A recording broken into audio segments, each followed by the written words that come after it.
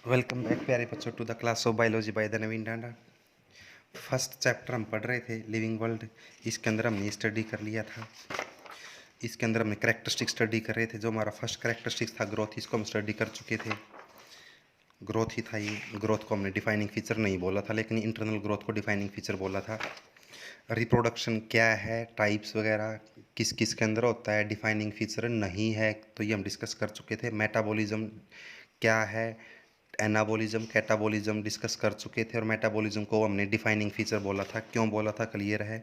Cellular organisation को हम study कर चुके थे। कॉन्शियसनेस को हम स्टडी कर चुके थे। और आज जो हमें स्टडी करना है वो हमारा है अडप्टेशंस। आज क्या टॉपिक है हमारा, अडप्टेशंस। लेट्स सी प्यारे बच्चों, अडप्टेशन की अगर बात करें लिविंग ऑर्गेनिजम्स में, लिविंग ऑर्गेनिज्म के पास ये एक एबिलिटी होती है। Living organism has ability to adjust according to the environment. Living organism के पास जो ये एबिलिटी है to adjust according to environment, that is called adaptation. That is called adaptation. और ये जो इन्वायरमेंट के साथ अडप्ट होने की जो एबिलिटी है वो स्ट्रक्चरल हो सकती है। इट में भी स्ट्रक्चरल, इट में भी स्ट्रक्चरल, हमारी कोई लिविंग थिंग्स के स्ट्रक्चर में कोई चेंज आ जाए, कोई फंक्शन में कोई चेंज आ जाए, या उनके बिहेवियर में कोई चेंज आ जाए, दैट इज कॉल्ड अडप्टेशन। तो it is defined as any structural, any structural, physiological, physiological मतलब फंक्शन में चेंज। फिजियोलॉजी क्या होती है, चेंज इन फंक्शन, फंक्शन में कोई चेंज आए, बिहेवियर में कोई चेंज आए, किस में, ऑर्गेनिज्म में, जिससे उसकी सर्वाइवल के चांस, जिससे उसके सर्वाइवल के चांस या रिप्रोडक्शन के चांस बढ़ जाएं, दैट इज कॉल्ड अडप्टेशन। तो it is defined as any structural, functional या behavioural change in an organism that enhance, जो बढ़ाए किसको, its chance of survival and ability of reproduction in its environment, that is called adaptation. और हर एक organism के पास adaptation होती है। अडप्टेशन टू टाइप की हो सकती हैं, शॉर्ट टर्म अडप्टेशन और long term adaptation. Short term adaptation क्या है, टैनिंग। अगर हम ज़्यादा टाइम तक धूप में रहते हैं तो हमारी स्किन लिटिल बिट पिगमेंटेड हो जाती है, स्किन का कलर थोड़ा सा डार्क हो जाता है, दैट इज कॉल्ड टैनिंग। और ये शॉर्ट टाइम के लिए जरूरी है। ये क्या हमें क्या करता है, ये हार्मफुल रेडिएशन से बचेगा हम। अगर हमारी स्किन में पिगमेंट ज़्यादा होगा ना तो वो हमें हार्मफुल रेडिएशन से बचाएगा। तो टैनिंग होना अच्छी बात है, ज़रूरी है। फोटोट्रोफिज्म, प्लांट का बैंड हो जाना, आइदर टुवर्ड लाइट और अवे फ्रॉम लाइट। जब फॉर एग्जांपल आप लोगों ने पढ़ा है लोअर क्लासेस में, अगर प्लांट को एक साइड से लाइट मिलेगी तो प्लांट उसकी तरफ बैंड हो जाएगा। फिर आपने दूसरी साइड से लाइट दी तो प्लांट अपोजिट साइड बैंड हो जाएगा, क्योंकि ये शॉर्ट टर्म के लिए बैंड हुआ है, परमानेंट बैंड नहीं हुआ है। तो अडप्टेशन में भी शॉर्ट टर्म, जो remain only for short duration, थोड़े टाइम के लिए रहे। हाइबरनेशन आपने सुना है, organism remain inactive during winter. जो कोल्ड ब्लडेड एनिमल हैं, रेप्टाइल्स हैं, एम्फीबियंस हैं, वो विंटर के अंदर इनएक्टिव रहेंगे inside the soil, that is called hibernation. या एस्टाइवेशन, रिमेन इनएक्टिव ड्यूरिंग समर। वही कोल्ड ब्लडेड एनिमल जो अपनी बॉडी के टेम्परेचर को एडजस्ट नहीं कर सकते विद चेंजिंग इन्वायरमेंट। तो ये जो थी टैनिंग है, ट्रोफिज्म है, हाइबरनेशन, एस्टाइवेशन एटसेट्रा, बहुत सारे एग्जाम्पल हैं। तो ये क्या है, शॉर्ट टर्म है। जब तक इन्वायरमेंट स्ट्रेसफुल है ये रहेंगी, जैसे इन्वायरमेंट नॉर्मल हो जाएगा जो ये चेंजेस थे ये खत्म हो जाएंगे, राइट। नेक्स्ट आपका है लॉन्ग टर्म अडप्टेशन। नेक्स्ट क्या है, long term adaptation. Long term adaptation क्या है, अगर कोई प्लांट जो वाटर के अंदर रह रहा है, मतलब एक्वेटिक प्लांट के अंदर, वो परमानेंट ही वाटर में रह रहा है, तो उसके अंदर लॉन्ग टर्म, बहुत लंबे टाइम के लिए उसके अंदर क्या बन जाएगा, एरनकाइमा टिश्यू बन जाएगा। और ये एरनकाइमा टिश्यू जैसे कि नाम से स्पष्ट है, दिस टिश्यू हैज़ एयर। और एयर होने से टिश्यू के पास क्या है, एयर है, और ऐसा होने की वजह से टिश्यू हैज़ एयर, और due to this plant can float in water. दूसरा है जो नाइट ब्लूमिंग फ्लावर होते हैं, रात को जो फ्लावर ब्लूम करते हैं वो वाइट कलर के होते हैं। क्वेश्चन है क्यों, क्योंकि वो वाइट कलर के होंगे तो they can be easily located या easily visible to their pollinating insect. White होगा तो वो दिख जाएगा, अगर वो अदरवाइज वो दिखाई नहीं देगा, क्योंकि जो नाइट है उस टाइम पे लो लाइट होती है, मून लाइट होती है। लॉन्ग नेक ऑफ जिराफ है, ये भी क्या है, लॉन्ग टर्म अडेप्टेशन है। तो adaptation which remain for short time they are called short term, और which remain for longer duration, जो लंबे टाइम तक जनरेशन टू जनरेशन रहती हैं, they are called long term adaptation.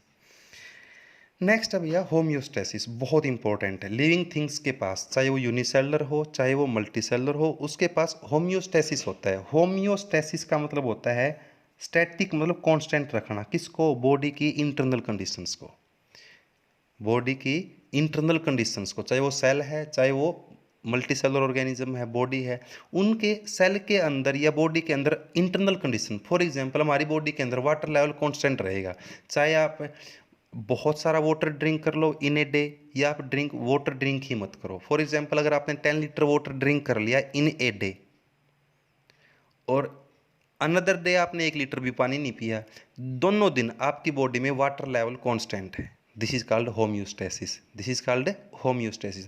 तो होम्योस्टेसिस होता है बॉडी के अंदर इंटरनल कंडीशंस को कांस्टेंट रखना। वो इंटरनल कंडीशन में भी साल्ट हो सकता है, वाटर हो सकता है, मिनरल हो सकता है, टेम्परेचर हो सकता है, एनीथिंग, बॉडी की इंटरनल कंडीशंस को कांस्टेंट रखने की एबिलिटी को बोलते हैं होम्योस्टेसिस, और ये ऑर्गेनिजम्स के पास होता है। कैपेसिटी ऑफ लिविंग ऑर्गेनिज्म, ये लिविंग ऑर्गेनिज्म की क्या है, कैपेसिटी है to maintain constant internal environment of the body बोल दो अगर ऑर्गेनिज्म मल्टीसेलुलर है, या सेल बोल दो अगर ऑर्गेनिज्म यूनिसेलुलर है। और ऐसा जरूर, ऐसा क्यों, ऑर्गेनिज्म ऐसा क्यों करता है, क्योंकि हमारी बॉडी के अंदर जो फंक्शन है, कोई भी फंक्शन ले लो आप, कोई भी बायोकेमिकल एक्टिविटी ले लो, रेस्पिरेशन ले लो, फोटोसिंथेसिस ले लो, ब्रीदिंग ले लो, कोई भी फंक्शन देख लो आप, कोई भी फंक्शन, बायोकेमिकल एक्टिविटीज़ कोई भी हो, बायोकेमिकल रिएक्शन, वो ऑप्टिमम होती है एक स्पेसिफिक टेम्परेचर पे, स्पेसिफिक वाटर लेवल पे, स्पेसिफिक मिनरल लेवल पे। तो अगर हमारी सेल की एक्टिविटीज़ को हमें मैक्सिमम रखना है, सेल की एक्टिविटीज़ को, all the activities of our body, हमारी बॉडी में जितनी भी एक्टिविटीज़ हों सारी की सारी सेल में होती हैं, और अगर हमें सेल की एक्टिविटीज़ को ऑप्टिमम का मतलब होता है मैक्सिमम रखना है, तो इसके लिए हमारी सेल के अंदर या बॉडी के अंदर इंटरनल कंडीशंस का कांस्टेंट रहना जरूरी है। फॉर एग्जाम्पल अगर मैं बात करूँ, हमारी बॉडी में टेम्परेचर अप एंड डाउन हो जाए, ज़्यादा हो जाए या कम हो जाए, तो हमारे बॉडी के फंक्शंस पे इफेक्ट आएगा। क्यों, क्योंकि उस टाइम पे हमारी सेल की एक्टिविटी डिस्टर्ब हो जाती है। इन द सेम वे अगर हमारी बॉडी के अंदर, मान लो बॉडी के अंदर वाटर लेवल कम हो जाए, तो भी हम प्रॉपरली फंक्शन नहीं कर पाएंगे। इसलिए ऑर्गेनिज्म के पास ये कैपेसिटी है ताकि उसकी बॉडी के अंदर इंटरनल कंडीशंस क्या रहें, कांस्टेंट रहें, ताकि बॉडी के फंक्शंस क्या हों, मैक्सिमम हो। तो वुमन के पास थर्मो रेगुलेशन, ओस्मो रेगुलेशन होता है। अब थर्मो का मतलब होता है, what is the meaning of thermo, thermo मतलब होता है टेम्परेचर या हीट, और रेगुलेशन मतलब रेगुलेशन, कंट्रोल करना। ह्यूमन क्या कर सकता है, टेम्परेचर, हमारी बॉडी का टेम्परेचर कांस्टेंट है, 37 डिग्री सेल्सियस है, ना अप ना डाउन। लेकिन कुछ ऑर्गेनिजम्स, रेप्टाइल्स हैं, एम्फीबियंस हैं, इनका बॉडी टेम्परेचर, रेप्टाइल्स का या एम्फीबियंस का बॉडी टेम्परेचर, अगर इनको लो टेम्परेचर पर रखोगे तो इनका बॉडी का टेम्परेचर लो हो जाएगा, और अगर इनको आप हाई टेम्परेचर पर रखोगे तो इनका बॉडी टेम्परेचर हाई हो जाएगा, क्योंकि they are cold blooded, they are called cold blooded. उनका body temperature change with changing environment, body का टेम्परेचर चेंज हो जाता है विद चेंजिंग इन्वायरमेंट। तो जिसका बॉडी टेम्परेचर, थर्मो मतलब टेम्परेचर, रेगुलेट कंट्रोल रहे, they are called thermo regulator, और जिसका बॉडी टेम्परेचर चेंज होता रहे with environment, they are called thermo conformer. Conformer में क्या होगा, बॉडी का टेम्परेचर, थर्मो का मतलब यहाँ पे टेम्परेचर से है, हीट से है, टेम्परेचर क्या होएगा, change with environment, change with environment. तो इसके अंदर आपके कोल्ड ब्लडेड एनिमल आ जाएंगे। स्पेशली कौन कौन है इसमें, आप क्या जाएंगे, रेप्टाइल्स, एव्स, सॉरी एव्स नहीं, एम्फीबियंस एटसेट्रा। लेकिन अगर हम बात करें ह्यूमन की, ह्यूमन के अंदर क्या है, बर्ड्स में, मैमल्स में क्या है, उनका बॉडी टेम्परेचर कांस्टेंट रहेगा। चाहे टेम्परेचर सर्दियों में आपको पता है बाहर टेम्परेचर 10 के आसपास है, लेकिन फिर भी हमारी बॉडी टेम्परेचर 37 है, और समर में टेम्परेचर इन्वायरमेंट का 45-50 तक होता है, लेकिन हमारा बॉडी टेम्परेचर फिर भी 37 होता है। तो हमारे पास क्या है, थर्मो रेगुलेशन है। इन द सेम वे जो ऑर्गेनिज्म अपनी बॉडी के अंदर वाटर, ओस्मो का मतलब होता है वाटर एंड मिनरल, जो वाटर और मिनरल लेवल को कांस्टेंट कर सकते हैं they are called osmoregulator, और जो कांस्टेंट नहीं रख सकते they are called osmoconformer. Osmoregulator कौन होते हैं? Which can maintain their body, which can maintain the constant level of water and minerals in their body, जो अपनी बॉडी के अंदर मिनरल्स का और वाटर का लेवल कांस्टेंट रख सकते हैं, they are called osmoregulator, और जो नहीं रख सकते they are called osmoconformer. Point clear? अगला है जो नेक्स्ट कैरेक्टरिस्टिक्स है लिविंग थिंग्स की, ऑर्गेनिज्म या सेल एक ओपन सिस्टम होता है। अब आपको ये पता होना चाहिए कि ओपन सिस्टम होता क्या है। What is open system? Open system होता है कोई भी सिस्टम, मान लो let this is a system, कुछ भी इससे कोई सिस्टम है, इसको आप ओपन कब बोलोगे? जब इसमें से एनर्जी और मैटर, एनर्जी और मैटर का एक्सचेंज हो सके, किसके साथ? इन्वायरमेंट के साथ। अगर ये इसमें से कोई चीज़ इन्वायरमेंट में एनर्जी बाहर जा सके या बाहर से अंदर आ सके, इसमें से, इस बॉडी में से, या कोई सिस्टम है, this is a system, this is a system, ये सेल बोल दो, बॉडी बोल दो, या कोई भी ऑब्जेक्ट बोल दो, इसको आप कब बोलोगे कि ओपन सिस्टम है? जब इसमें से एनर्जी एंड मैटर, दो की बात हो रही है, किसकी? एनर्जी की या मैटर का एक्सचेंज पॉसिबल है विद इन्वायरमेंट। मतलब हमारी बॉडी में बाहर से एनर्जी आ सकती है, हमारी बॉडी में बाहर से बहुत सारे मैटर आ रहे हैं, हमारी बॉडी से एनर्जी बाहर निकल रही है, हमारी बॉडी से बहुत सारे वेस्ट मैटर बाहर निकल रहे हैं, तो हमारी बॉडी या सेल क्या है? ओपन सिस्टम है। क्या है? ओपन सिस्टम बहुत ज़रूरी है। तो ओपन सिस्टम क्या होता है? कोई सेल या एक अमीबा है, दिस इज ए अमीबा, ये अमीबा एक ओपन सिस्टम है, इसमें बाहर से सब्सटेंस आ रहे हैं, अंदर से सब्सटेंस बाहर जा रहे हैं, तो एनर्जी और मैटर कंटिन्यूसली क्या हो रहे हैं? एक्सचेंज हो रहे हैं।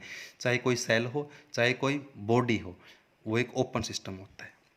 ऑर्गेनिज्म या सेल के पास स्टेडी स्टेट होता है। स्टेडी स्टेट का मतलब है, स्टेडी स्टेट का मतलब है इनपुट और आउटपुट ऑफ सब्सटेंस या मैटर या एनर्जी, जितना हम अंदर लेंगे, इसके अंदर जितना ही चीज़ें अंदर आएंगी उतनी चीज़ें बाहर निकल जाएंगी। अगर क्या होगा, सोचो, अब जस्ट सिंपल सी पॉइंट देखें, इनपुट ज़्यादा हो जाए और आउटपुट ना हो तो क्या होगा? ये चीज़ फट जाएगी, या आउटपुट तो हो जाए और इनपुट ना हो तो ये चीज़ श्रिंक हो जाएगी। लेकिन हमारी बॉडी में या सेल में ऐसा नहीं है, हमारी बॉडी के अंदर स्टेडी स्टेट है। क्या है? Steady state. स्टेडी स्टेट का मतलब है रेट ऑफ इनपुट, जो इनपुट है किसका? मैटर का और एनर्जी का, उतना ही क्या है? आउटपुट इक्वल है। क्या है? इक्वल। इसलिए ऑर्गेनिज्म हैज स्टेडी स्टेट। बड़ा इंपॉर्टेंट पॉइंट है ये नीट पॉइंट ऑफ व्यू से, बहुत अच्छा टॉपिक है ये। ऑर्गेनिज्म या सेल क्या है? ओपन सिस्टम है। ओपन सिस्टम क्यों बोला? क्योंकि एनर्जी और मैटर एक्सचेंज हो रहे हैं विद इन्वायरमेंट, और ऑर्गेनिज्म के पास क्या है? स्टेडी स्टेट है। क्या है? Steady state. स्टेडी स्टेट का मतलब है इनपुट और आउटपुट इक्वल रहते हैं हमेशा, जितना इनपुट होगा उतना ही आउटपुट हो जाएगा। किसका? एनर्जी और मैटर का। मैटर में वाटर है, मिनरल है, गैसेज है, न्यूट्रिएंट्स एक्सेट्रा। हमारी बॉडी में वाटर आ रहा है, वेस्ट बाहर निकल रहे हैं, हम बाहर से O2 ले रहे हैं, गैसेज में O2 ले रहे हैं और CO2 को बाहर निकाल रहे हैं, तो इनपुट और आउटपुट हमारी बॉडी के अंदर इक्वल रहता है। नेक्स्ट जो पॉइंट है, नेक्स्ट आपका पॉइंट है बायोकेमिकल पाथवे रेगुलेशन।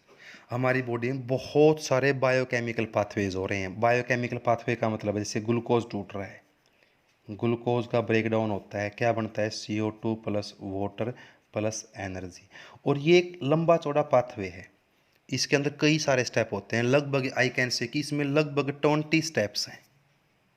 कितने स्टेप हैं? 20। आप पढ़ोगे 11th क्लास में, ग्लूकोज से पहले पायरुविक एसिड बनेगा, ग्लाइकोलाइसिस होगा और फिर क्रैब साइकिल होगा। ये 10th क्लास में भी वर्ड तो आते हैं ग्लाइकोलाइसिस और क्रैब साइकिल, लेकिन डोंट वरी, हम यहाँ 11th में डिस्कस करेंगे। और ये पाथवे, जो ये पाथवे है, ये कंट्रोल्ड है। कंट्रोल्ड का मतलब है ना ये एक्सेस हो सकता ना ये स्लो हो सकता, क्योंकि इसको कंट्रोल करने के लिए क्या है? इंजाइम है। इंजाइम को क्या बोलते हैं? Enzyme are the biocatalyst. Enzyme क्या है बेटा? बायोकैटलिस्ट है। जैसा आपने केमिस्ट्री में पढ़ा होगा, कैटलिस्ट क्या होता है? Chemical substance. कैटलिस्ट की बात हो रही, बायो को रख दो एक बार साइड में। कैटलिस्ट क्या होता है? बायो को हटा दो। कैटलिस्ट होता है एनी केमिकल सब्सटेंस जो रेट ऑफ रिएक्शन को, स्पीड ऑफ रिएक्शन को कंट्रोल करे, घटाए या बढ़ाए। घटा भी सकता है, बढ़ा भी सकता है। पॉजिटिव कैटलिस्ट, नेगेटिव कैटलिस्ट, आपने केमिस्ट्री में पढ़े होंगे ये। चलो, अब आता है bio catalyst. Bio catalyst, catalyst होता है जो रेट ऑफ रिएक्शन को कंट्रोल करे, और बायो मतलब यहाँ पे लिविंग थिंग्स के अंदर। तो बायो कैटलिस्ट, बायोकेमिकल रिएक्शन क्या होती है? ये बायोकेमिकल रिएक्शन है क्योंकि ये लिविंग थिंग्स में हो रही है। लिविंग थिंग्स में होने वाली केमिकल रिएक्शन, वर्ड तोड़ लो, बायो केमिकल रिएक्शन।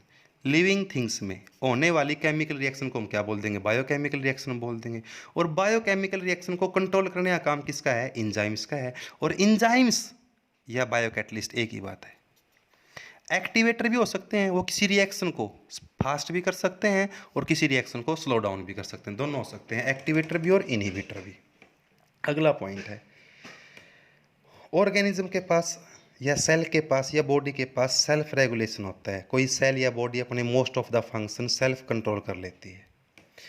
ऑर्गेनिज्म या सेल का इवोल्यूशन होता है, कंटिन्यूसली चेंज होता रहता है ऑर्गेनिज्म के अंदर। इवोल्यूशन स्लो होता है, विद इन्वायरमेंट होता है। ऑर्गेनिज्म अपने आप को इन्वायरमेंट चेंज होगा तो ऑर्गेनिज्म के अंदर भी स्लोली चेंज हो जाएगा, दैट इज कॉल्ड इवोल्यूशन। और ऑर्गेनिज्म के पास या सेल के पास सेल्फ कॉपिंग मैकेनिज्म होता है। डीएनए रेप्लिकेशन मैकेनिज्म आपको पता है, कॉपी हो जाएगी डीएनए की, और डीएनए क्या कर रहा है?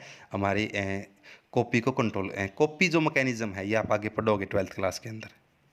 तो ऑर्गेनिज्म के पास अपनी कॉपी करने की मैकेनिज्म होता है क्योंकि they has genetic material DNA which store all the information, ये आप पढ़ोगे आगे। अब अगला जो टॉपिक है that is called organization in the living world. Living world में ऑर्गेनाइजेशन मतलब जिस प्रकार से आप लोग पढ़ते हो स्कूल के अंदर भी ऑर्गेनाइजेशन है, lower wing, middle wing, senior wing, ये ऑर्गेनाइज है और सभी से मिलकर क्या बन गया? आपका स्कूल बन गया। और सभी स्कूलों को मिला के क्या बन जाएगा? एजुकेशन सिस्टम बन जाएगा। इसी प्रकार से और देख लो आप, जैसे विलेज से सिटी बनते हैं, सिटीज से फिर स्टेट बनती हैं, स्टेट से फिर कंट्री बनते हैं और कंट्रीज से फिर कॉन्टिनेंट वगैरह या जो भी आपको पता है। इसी प्रकार से लिविंग थिंग्स में भी स्मॉल चीज़ें मिलके हायर थिंग्स बना रही हैं, दैट इज कॉल्ड ऑर्गेनाइजेशन। तो लिविंग थिंग्स में कैसा ऑर्गेनाइजेशन है? तो लिविंग थिंग्स के ऑर्गेनाइजेशन को हमने 3 पार्ट में डिवाइड कर लिया। पहला है सब सेलुलर लेवल, जिसमें हम सेल से नीचे की बात कर रहे हैं। नाम से स्पष्ट है, सब का मतलब होता है स्मॉल, छोटा, इंस्पेक्टर से छोटा सब इंस्पेक्टर। तो सब सेलुलर लेवल का मतलब होता है सेल से लोअर ऑर्गेनाइजेशन। दूसरा है सेलुलर लेवल ऑर्गेनाइजेशन, जिसमें हम सेल की बात करेंगे। और तीसरा है ऑर्गेनिज्म लेवल। तीसरा क्या है? Organism level organization. तो अब देखिए सेलुलर, सब सेलुलर में क्या आता है? सब एटॉमिक पार्टिकल। अब ये सब एटॉमिक पार्टिकल क्या होते हैं? सब एटॉमिक पार्टिकल में आ गया आपके इलेक्ट्रॉन, प्रोटॉन और न्यूट्रॉन। जब ये जुड़ जाएंगे तो क्या बन जाएगा? आपका एटम बन जाएगा। और एटम से आपके क्या बन जाएंगे? मॉलिक्यूल। एटम क्या है? कार्बन है, हाइड्रोजन है, नाइट्रोजन है, ऑक्सीजन है, फॉस्फोरस है, फ्लोरीन एटसेट्रा, ये आपके एटम है। और मॉलिक्यूल क्या है? H2O है, NaCl है, राइट, एटसेट्रा, बहुत सारे हैं। अब बहुत सारे, एक्चुअल में सेल क्या है? Cell is the aggregation of molecule. Cell के अंदर बहुत सारे मॉलिक्यूल हैं, तो बहुत सारे मॉलिक्यूल जब इकट्ठे हो जाएंगे तो क्या बन जाएगा? सेल। और कई सारी सेल जब इकट्ठी हो जाती हैं तो क्या बन जाता है? टिश्यू। तो tissue is what? Aggregation of cell. Cell is what? Aggregation of molecules. Molecule is what? Aggregation of atom. Atom is what? Aggregation of subatomic particle. अब एक खास बात और सुना ध्यान से, यहाँ पे बहुत इंपॉर्टेंट पॉइंट है, कान खोल के सुन लेना प्लीज। क्या हाइड्रोजन की और ऑक्सीजन की प्रॉपर्टीज आप देखें, हाइड्रोजन की प्रॉपर्टीज आपको पता है फ्लेमेबल है, ऑक्सीजन भी फ्लेमेबल है। क्या एटम की प्रॉपर्टी मॉलिक्यूल में है? और देख लो, अगर मैं बात करूं सोडियम, सोडियम एटम की अगर बात करें, ये कैच फायर वेरी फास्टली, पता है सभी को। क्या एटम की प्रॉपर्टी, अब क्या NaCl कैच फायर? क्या वाटर फ्लेमेबल है? नहीं, आपका आंसर है नहीं। मतलब आपने एक बात देखी कि जो एटम की प्रॉपर्टीज हैं वो मॉलिक्यूल में नहीं है। एटम्स की प्रॉपर्टी मॉलिक्यूल में नहीं है, और मॉलिक्यूल्स की प्रॉपर्टी सेल में नहीं है। टिश्यू, टिश्यू के अंदर जो प्रॉपर्टीज हैं क्या वो सेल के अंदर हैं? सेल वाली प्रॉपर्टीज टिश्यू में नहीं होती। मतलब लोअर लेवल की जो प्रॉपर्टीज हैं वो उससे हायर लेवल के अंदर नहीं मिलेंगी। लोअर लेवल में जो कोई भी चीज़ है, चाहे वो एटम है, एटम के आपस में इंटरेक्शन होगा, और एटम के इंटरेक्शन से मॉलिक्यूल बना है, और मॉलिक्यूल के अंदर एटम्स की प्रॉपर्टी नहीं होंगी। कहीं पे भी देख लेना, लोअर लेवल की प्रॉपर्टी हायर लेवल के अंदर नहीं मिलेंगी। टिश्यू के अंदर सेल्स वाली प्रॉपर्टी नहीं है, ऑर्गन के अंदर टिश्यू वाली प्रॉपर्टी नहीं है। इन द सेम वे, तो cell, group of cell is called tissue. कई सारे टिश्यू से क्या बनता है, ऑर्गन। और जब बहुत सारे ऑर्गन जुड़ जाएंगे तो ऑर्गन सिस्टम, जैसे डाइजेस्टिव सिस्टम की बात कर लो आप। डाइजेस्टिव सिस्टम के अंदर बहुत सारे ऑर्गन है, नोज है, माउथ है, बकल कैविटी है, इसोफेगस है, stomach, large intestine, small intestine etcetera. और बहुत सारे ऑर्गन सिस्टम जब इकट्ठे काम करेंगे तो क्या बन जाएगा, ऑर्गेनिज्म। ये था सेलुलर लेवल। क्या था ये, सेलुलर लेवल। अगला है, नेक्स्ट है ऑर्गेनिज्मिक लेवल। इसमें बहुत सारे ऑर्गेनिज्म से क्या बनता है, species. What is species, group of similar organism. Species क्या होता है, ग्रुप ऑफ सिमिलर ऑर्गेनिजम्स। बहुत सारे ऑर्गेनिज्म जो एक जैसे हैं, उनसे क्या बनेगा, स्पीसीज। और स्पीसीज से क्या बन जाओगी, population, then community, ecosystem, biosphere, जो कि हम पढ़ने वाले हैं इकोलॉजी 12th क्लास के अंदर। ये आपका एक मेन टॉपिक है इकोलॉजी का, एक यूनिट है, इसको हम इन डिटेल स्टडी करने वाले हैं। जो नेक्स्ट पॉइंट आपका है, बायोलॉजिकल ऑर्गेनाइजेशन। बड़ा अच्छा पॉइंट है। बायोलॉजिकल ऑर्गेनाइजेशन जो स्टार्ट होता है वो सब माइक्रोस्कोपिक मॉलिक्यूल से स्टार्ट होता है। जो बायोलॉजिकल ऑर्गेनाइजेशन स्टार्ट विद सब microscopic molecules. Okay, molecular level पे, इस लेवल पे, ये मॉलिक्यूलर लेवल है। मॉलिक्यूलर लेवल पे लोवेस्ट यूनिट क्या है, एटम है। अब कई बच्चे बोलते हैं सर लोवेस्ट यूनिट तो सब एटॉमिक पार्टिकल है। सर इस लेवल पे अगर मैं इस पे बोलूँ, मॉलिक्यूलर लेवल पे, इस लेवल पे, सर लोवेस्ट यूनिट तो सब एटॉमिक पार्टिकल है। अरे भाई, सब एटॉमिक पार्टिकल का तो एग्जिस्टेंस ही नहीं होता यार, इंडिपेंडेंट एग्जिस्टेंस तो है ही नहीं। इसीलिए इसकी, इस लेवल की लोवेस्ट यूनिट क्या है, एटम है। Atom are the lowest unit at molecular level. Molecular level पे छोटी यूनिट क्या है, एटम है। बड़े अच्छे अच्छे पॉइंट हैं ये, ध्यान रखना, ये भूलना मत, यूँ कहीं एमसीक्यू मिलेंगे आपको। अगला पॉइंट आपका है,